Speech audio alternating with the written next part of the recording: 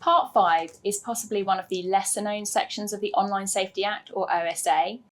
It's a short, standalone section with a slightly narrower jurisdictional test than the broader provisions of the OSA, and it specifically applies to providers of pornographic content. This shouldn't be confused with providers of services that allow users to share their own pornographic content, which are covered under the separate user-to-user provisions of the OSA. Of course, it is possible to have a hybrid service that includes both provider content and user content, in which case providers will need to comply with both Part 5 and the broader user-to-user provisions of the OSA. Part 5 is one of the sections of the OSA that is already fully in force, which means that providers need to comply with it now. The primary obligation under Part 5 is that providers need to implement highly effective age assurance in order to keep under 18s off their platform. Ofcom issued its guidance on Part 5 in January, and it set out some methods that it considers are capable of being highly effective.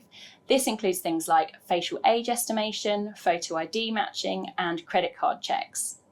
It also set out some examples of methods that it considers are not capable of being highly effective, including things like self-declaration and contractual restrictions on child users. Ofcom has also set out 4 criteria that need to be met in order for an age assurance solution to be highly effective under the OSA. These criteria are that the solution must be technically accurate, robust, reliable, and fair. The other primary obligation under Part 5 is that services must keep a record of the age assurance measures that they have in place, and they also need to make a summary of this record publicly available. For more information on Part 5, please see our full article on the safety net.